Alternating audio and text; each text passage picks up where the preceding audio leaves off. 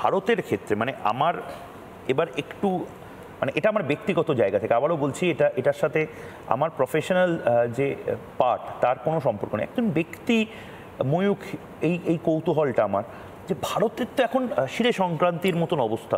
আমেরিকায় Donald Trump মানে কার্যত আসিফ মুনিরকে যেভাবে লাঞ্চ টাঞ্চ খাওয়ালো, তাতে তো মনে হচ্ছে পাকিস্তানে পেহেলগাঁও এটাকে এরপরে শুধু চিয়ার্স করাটা বাকি রয়েছে ডোনাল্ড ট্রাম্পের। না, ডোনাল্ড ট্রাম্প এখন যে কাজটা করছে, বা ইরান বা ইসরায়েল, আমরা কোথায় যাব, আমাদের কি অবস্থা এখন, এটা যদি একটু বলেন। দেখো, ভারতের খোয়ানোর কিছু আমাদের গ্রামের দিকে যারা আমাদের লেবার কাজ করতে আসে না, তাদেরও সকালবেলা কাজ করতে পাঠানোর আগে আমরা ভরপেট খাইয়েই কাজে পাঠাই। আচ্ছা, এবার তার মানে কোনো একটা কাজে পাঠানো হবে হয়তো। ভারতের স্ট্যান্ডটা ক্লিয়ার। ভারতের মূলত ব্যবসায়িক বন্ধু ইরান, কিন্তু পলিটিক্যাল বন্ধু, সামরিক বন্ধুটা কিন্তু অনেক বছর ধরেই ইসরায়েল। ফলে ভারতের এখানে ধরো ইরানের আজকে রিজেম চেঞ্জ হলো, আমার যতদূর মনে হয় এই যুদ্ধটার একটা বড় টার্গেট হচ্ছে আয়াতুল্লাহ আল খামিনের যে রেজিমটা আছে কনসোলিডেটেড, যেটার ভিতরে ওখানে একটা সাংঘাতিক গণবিদ্রোহ আছে। ঠিক যেমনভাবে তুমি সাদ্দাম হুসেন, শাহ ফাইজাল, মোহাম্মদ মুরসি থেকে মোহাম্মদ গাদ্দাফি, এই যে নামগুলো বলছি, এদের রেজিমটা যেমন পাল্টানোর পরে জনগণের উল্লাস পেটে পড়েছিল, এগুলো তো প্রত্যেকটাই আমেরিকার মদতেই হয়েছিল।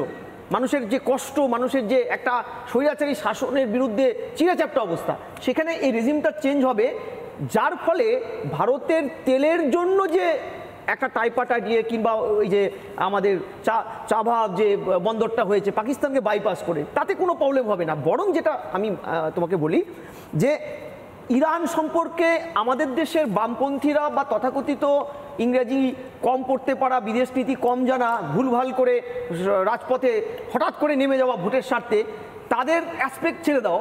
ইরান কিন্তু 40 থেকে 45 বছর ধরে একটা বিচ্ছিন্নতাবাদী মুসলিম ব্রাদারহুডের প্রশ্নে কনসোলিডেটেড বিচ্ছিন্নতাবাদীদের একত্রিত করার বা বিচ্ছিন্নতাবাদী শক্তিকে মদত দেওয়ার একটা আখড়ায় পরিণত হয়েছে। তার কিছু লিমিটেশন ছিল, সে শিয়ার রাষ্ট্র, সুন্নি ম্যাক্সিমাম সুন্নি মুসলিম কান্ট্রিগুলো তার কাছে আসেনি। না হলে ইরান তো সৌদি আরবের কোনো সাহায্য এখন কি পাচ্ছে? তুমি আবারও বোঝো, এই ব্রাদারহুডের প্রশ্নে সৌদি আরবকে ধরছো কেন? এই মুসলিম ব্রাদারহুডের প্রশ্নে প্যালেস্টাইনি হামাস, লেবাননের হিজবুল্লাহ, সিরিয়ার ফাতেমিয়া ব্রিগেড, ইরাকের আল বাদার, এদের নিয়ে যে একটা বড় ধরনের কনসোলিডেটেড ব্রাদারহুডের চ্যানেল গঠন করেছে, যেখানে বাধ্যতামূলক হওয়ার জন্য পাকিস্তান প্রকাশ্যে নাম লেখাতে পারেনি। আমি একদম দায়িত্ব নিয়ে বলছি, পাকিস্তান সরকারের পরোক্ষ মদতও এখানে আছে, আর্থিক, বাংলাদেশেরও আছে। এই জায়গাটা কিন্তু আমেরিকা বা ইসরায়েলের কিন্তু চোখ এড়ায়নি। দ্বিতীয়, যে মধ্যপ্রাচ্য ইরান হচ্ছে পৃথিবীর সবচেয়ে মাঝখানের দেশ। তার আশেপাশের কনফিগারেশনগুলো, ডেমোগ্রাফিগুলো দেখো। এখানে এই সিরিয়া, লেবানন, প্যালেস্টাইন মিলে একটা এক্সিস অফ রেজিস্ট্যান্স গড়ে তুলেছে, যে এক্সিস অফ রেজিস্ট্যান্স আগামীতে কি ভয়ানক অবস্থা হতে পারে। তোমরা আজকে অনেকেই বলছে, দেখবে অনেক বুদ্ধিজীবীরা বলছে কোথায় ইরানের কাছে কোনো পরমাণু অস্ত্র নেই। আমি বলছি তোমাকে, যে 7টা পরমাণু অস্ত্র কেন্দ্র টার্গেট করেছে ইসরায়েল, সেই পরমাণু অস্ত্রে 400 কেজির উপরে যে ইউরেনিয়াম, যেটা দিয়ে আমার বোধ বলে 10টার উপরে পরমাণু বোম আগামীতে খুব শীঘ্রই ওরা লঞ্চ করতে যেত, যেটা ওই ধরনের অগণতান্ত্রিক একটি রাষ্ট্র, ধর্মভিত্তিক, তাদের কাছে ওই ওয়েপেন্স থাকা মানেই সিরিয়াস থ্রেট ওয়ার্ল্ডের জন্য। এটা যেমন একটা দিক। দ্বিতীয় দিক, যে মধ্যপ্রাচ্যে একটা সাম্য অবস্থা দীর্ঘদিন ধরে আমেরিকাও চাইছিল। তাই দেখবে আমি যখন হাফ প্যান্ট পরে স্কুলে যাই, সেই সময় আমরা শুনেছিলাম 19টি স্থায়ী ঘাঁটি আমেরিকার, 50,000 ফোর্স থাকতো। ফলে পৃথিবীর কন্ট্রোলিং পার্ট ওটা। যখন তখন এই রাষ্ট্রগুলো মধ্যপ্রাচ্যে, যারা একটাও ডেমোক্রেসি নয়, একটাও নয়, এক্সট্রিম ইসলামিজমকে চাষ করে, তারা যখন তখন তাদের টাকা পয়সা টেকনোলজির দৌলতে ওরা যা তা করতে পারে। ময়ূর, একটা কথা বলি, ভারত বাদ দিলে পৃথিবীর যে কটা পরমাণু অস্ত্রধর দেশ আছে, তারা কারো না কারো প্রতিবেশীর থেকে কাঁচামাল পেয়েছে, কারো না কারো প্রতিবেশীর থেকে টেকনোলজি হায়ার করেছে। ফলে ওখানে এই পরমাণু অস্ত্রের সম্ভার নিয়ে পৃথিবীর ক্ষেত্রে একটা উল্লেখযোগ্য চ্যালেঞ্জ হয়ে দাঁড়াতো।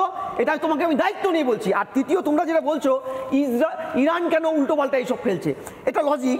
আজকের আধুনিক ওয়ারফেয়ারে পরিষ্কার E3 মডেল আছে। E3 মডেল কি? একটা ফার্স্ট মডেল কর্পোরেশন, একটা ক্যালিবারেশন, একটা কমিউনিকেশন। ইরান, ইসরায়েল, ভারতের মতন আধুনিক টেকনোলজি দেশগুলো ওই 3টে মডেলের উপরে দাঁড়িয়ে সাধারণ মানুষকে না মেরে টার্গেট গ্রুপ বেছে বেছে খুন করা। ভারত যে প্রত্যাঘাতটা করেছিল, কি করেছিল? জঙ্গি ঘাঁটির স্পেসিফিক জঙ্গিকে মেরেছিল। ইসরায়েল টেকনোলজির জোরে তাই করছে। যে কোনো সভ্য যুদ্ধে বোধহয় এরকমই হয়, কিন্তু এরকম বড়বড়ের মতো না না, ইরানের তো কিছুই নেই, no technology, no human rights. তারা এই জেনিভা বলে চিৎকার করছে। জেনিভা কনফারেন্সে কালকে ওরা অ্যাপিল করবে 3টে দেশের সামনে। কিন্তু ওরা যে ডেমোক্রেসি নেই, না, ইরানে কোথায় ডেমোক্রেসি? ইরানে সেকুলারিজম নেই। আরে সেকুলার ইসলামিক কান্ট্রি। একজন মহিলা হিজাব পরেনি বলে কি দুর্ধর্ষভাবে তুলে নিয়ে তাকে খুন করেছিল, তার ইতিহাস তোমরা টিভি প্রোগ্রাম করেছো। আমার প্রশ্নটা যেটা, ইরানের পরিষ্কার চিত্রে আমি তোমাকে বলি যে এই যে ওদের টেকনোলজির অভাব, হিউম্যান রাইটস না মানা, তার কারণে যে কোনো জায়গায় বোম ফেলে দিচ্ছে। এই চিত্রনাট্যটা ওদের পরমাণু অস্ত্র যেদিন সম্ভার তৈরি হবে না, তখন তারা পৃথিবীর যে কোনো প্রান্তে বেছে বেছে মারবে, তখন বন্ধুরাষ্ট্র ভারত বলে নয়। লাস্ট কথাটা, ওরা ইসরায়েলে হামলার সময় কিন্তু ওরা ওখানে ইরানের একটি বন্দর, হাইফা বন্দর, সেখানেও বোম ফেলেছিল। ওরা জেনে বুঝে ফেলেছিল। ওই হাইফা বন্দরের 70% অংশীদার ভারতের শিল্পপতি আমাদের এখানকার গৌতম আদানি। ফলে ওরা কি মেনেছে কোনো রকম? আমি আসছি। আচ্ছা, ছোট করে আপনি বললেন না যে ইরান কি সেকুলার নয়, আরে আপনার মনে হয় সেকুলার হলে কখনো বামেরা তার সমর্থন করতো? নানা ধরনের কন্টেন্ট দেখার জন্য লাইক করুন, শেয়ার করুন আমাদের ফেসবুক পেজ, সাবস্ক্রাইব করুন আমাদের ইউটিউব চ্যানেল। পাশাপাশি অন্যান্য ব্রেকিং নিউজের জন্য অবশ্যই চোখ রাখুন রিপাবলিক বাংলায়।